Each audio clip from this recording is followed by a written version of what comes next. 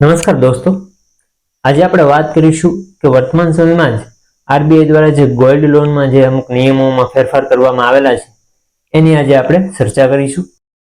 આ નિયમો આપણા માટે જાણવા ખૂબ જ જરૂરી છે, કારણ કે જે મિડલ ક્લાસ છે, અપર મિડલ ક્લાસ અને લોઅર મિડલ ક્લાસ, એ બંને મોટા ભાગે પોતાના આર્થિક જરૂરિયાતો માટે અથવા નાના મોટા ખર્ચાઓ માટે અવારનવાર ગોલ્ડ લોનનો સહારો લેતા હોય છે, અને તેથી જ આપણા માટે આ નિયમો જાણવા ખૂબ જરૂરી બની જાય છે. હવે આપણા જેવા જે મોટા ભાગના લોકો છે એ ગોલ્ડ લોન પોતાના વ્યક્તિગત ખર્ચાઓ માટે હોય, પારિવારિક ખર્ચાઓ માટે હોય કે કોઈ ધંધા રોજગારમાં નાણાં રોકવા માટે પણ ગોલ્ડ લોન લેતા હોય છે. તો આ નિયમોમાં જે બદલાવ થયેલા છે એમાં સૌપ્રથમ છે કે લોન ટુ વેલ્યુ રેશિયો, એટલે કે એલટીવી. એ શું છે એની વાત કરીએ. હવે લોન ટુ વેલ્યુ રેશિયો એ માનો કે આપણી પાસે 100 રૂપિયાનું ગોલ્ડ છે જ્વેલરી સ્વરૂપે, તો એના તુલનામાં આપણે કેટલી લોન મળશે એ દર્શાવે છે. માનો કે આપણી પાસે જે ગોલ્ડ પડ્યું છે એની કિંમત અથવા એનું મૂલ્ય 100 રૂપિયા છે, તો એની તુલનામાં આપણે કેટલી લોન મળશે. હવે આરબીઆઈએ આ લોન ટુ વેલ્યુ રેશિયો જે છે એ 75% કરવાનું નક્કી કરેલું છે. એટલે કે આપણી પાસે જો 100 રૂપિયાનું ગોલ્ડનું મૂલ્ય હોય તો એના 75% એટલે કે 75 રૂપિયા જેવું આપણને લોન મળવાપાત્ર થશે. તો આપણે આ વાત કરી લોન ટુ વેલ્યુ રેશિયોની.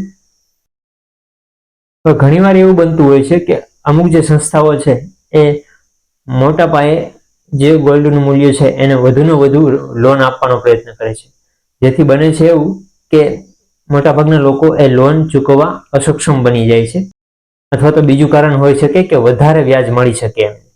તો એટલા માટે 75% લોન ટુ વેલ્યુ રેશિયો કરવાથી ગ્રાહકને જે લોન લે છે એને સીધો ફાયદો થઈ શકે, એના હિતોનું રક્ષણ થઈ શકે, એ આ નિયમ બનાવવાનો હેતુ છે. બીજો જે નિયમ ચેન્જ કરેલો છે એ છે કે ગોલ્ડનું જે વેલ્યુ છે, જે ક્વોલિટી છે, એ 22 કેરેટમાં માપવામાં આવે છે. એટલે કે 22 કેરેટના આધારે એની જે કિંમત છે એ નક્કી થશે. ઘરેણા જે છે એ 24 કેરેટ, 22 કેરેટ અને 18 કેરેટમાં પણ બનતા હોય છે.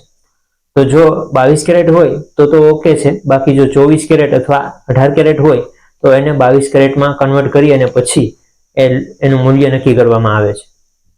એની સાથે સાથે ગોલ્ડની કિંમત કેટલી છે એ પાછળના 30 દિવસની એવરેજ અથવા તો છેલ્લો જે દિવસ છે એની એવરેજ, જે કિંમત ઓછી હોય એના આધારે ગોલ્ડની કિંમત નક્કી કરવામાં આવે છે, અને ત્યાર પછી એના મૂલ્ય પ્રમાણે આપણને ગોલ્ડ લોન મળે છે.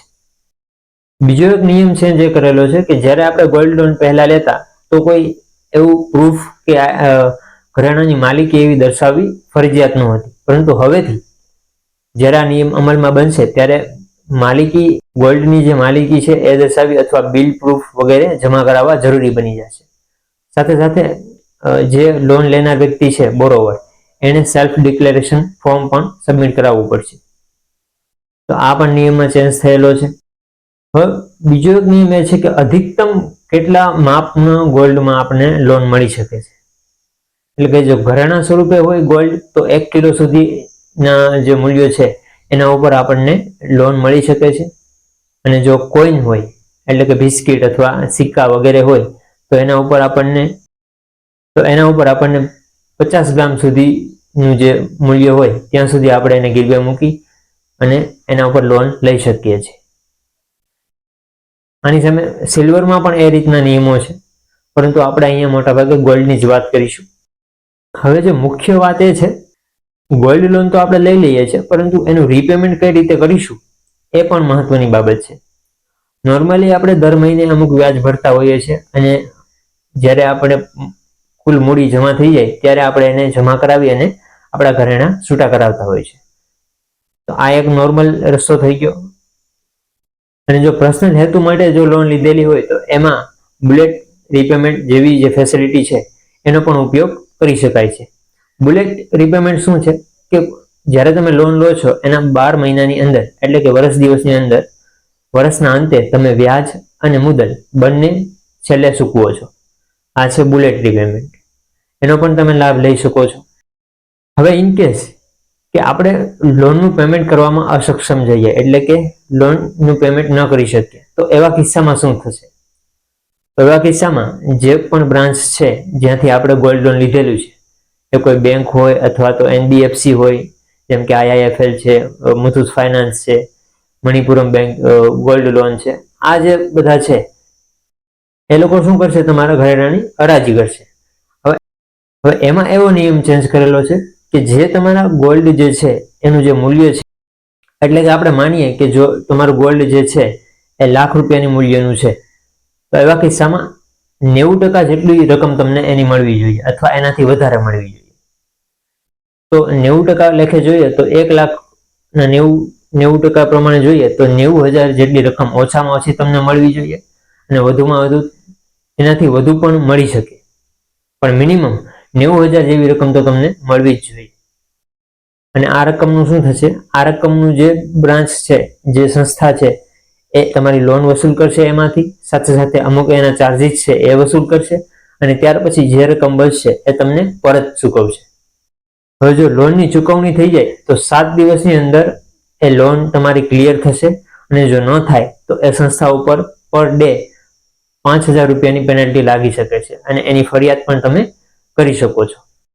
હવે આ જે નિયમો છે એમાં બદલાવ શા માટે કરવામાં આવેલા છે એની થોડીક આપણે ચર્ચા કરી લઈએ.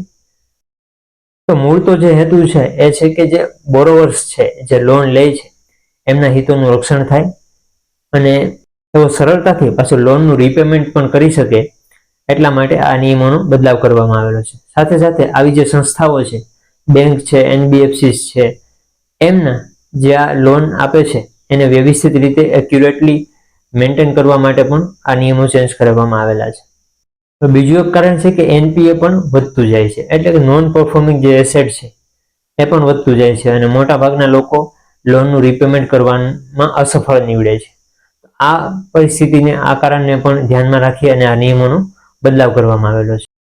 સાથે સાથે નાણાં મંત્રાલય દ્વારા પણ RBIને એવી રજૂઆત કરવામાં આવી છે કે જે નિમ્ન અને મધ્યમ મૂલ્યની જે રકમ હોય છે, જે મોટા ભાગના લોઅર મિડલ ક્લાસના લોકો 50,000 કે ₹1,00,000, ₹2,00,000 સુધીની લોન લેતા હોય છે, એમના માટે અમુક નિયમો હળવા કરવામાં આવે, જેથી કરીને એમને લોન લેવામાં સરળતા રહે. સાથે સાથે વધુ મૂલ્યની જે લોન લોકો લેતા હોય છે, જેમ કે 50 લાખની છે, કરોડની છે, તો એમના માટે થોડાક સ્ટ્રિક્ટ નિયમો કરવામાં આવે. આ રીતે બંને વ્યક્તિઓ માટે અલગ અલગ નિયમો કરવામાં આવે એવી ભલામણ પણ નાણાં મંત્રાલય દ્વારા કરવામાં આવી છે. તો જો એમાં કંઈ ફેરફાર થશે તો એના ઉપર પણ આપણે ચોક્કસ વિડીયો ફરીથી બનાવીશું. અને જો તમને આ વિડીયોમાં શેર કરેલી માહિતી ગમી હોય તો તમે આ ચેનલને સબસ્ક્રાઇબ કરી શકો છો, સાથે સાથે લાઇક અને શેર પણ કરી શકો છો. અને આવા જ ટોપિક સાથે આપણે ફરી મળીશું. ત્યાં સુધી થેન્ક યુ.